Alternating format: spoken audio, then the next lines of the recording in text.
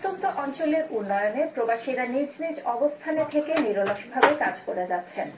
প্রবাসীরা জনপ্রতিনিধি হিসেবে নির্বাচিত হলে সহজেই কাঙ্ক্ষিত উন্নয়ন সম্ভব হবে। সিলেটে কর্মরত ও বসবাসরত দিরাই শাল্লার সর্বস্তরের মানুষের সাথে মত বিনিময়কালে এসব কথা বলেন সুনামগঞ্জ ২ দিরাই শাল্লা আসনের সম্ভাব্য সংসদ পদপ্রার্থী শামসুল হক চৌধুরী। শুক্রবার নগরীর একটি অভিজাত হোটেলে আয়োজন করা হয় এই মত বিনিময় সভা। সিলেটে কর্মরত ও সিলেটে বসবাসরত সর্বস্তরের জনগণের সাথে মত বিনিময়কালে বিশিষ্ট রাজনীতিবিদ, শিক্ষাবিদ ও প্রবাসী কমিউনিটি নেতা শামসুল হক চৌধুরী বলেন, দলের মনোনয়ন এবং জনগণের রায়ে নির্বাচিত হলে তিনি জনগণের সেবায় তার সর্বোচ্চ আত্মনিয়োগ করবেন।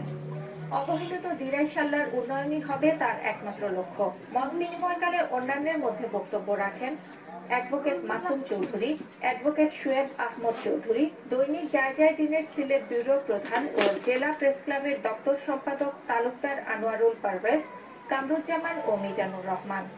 এছাড়া আরো উপস্থিত ছিলেন লুৎফুর রহমান, আব্দুস সালাম, ফারুক আহমদ চৌধুরী, আবুল কাশেম, কোহিনুর রহমান ও আব্দুল শালিক।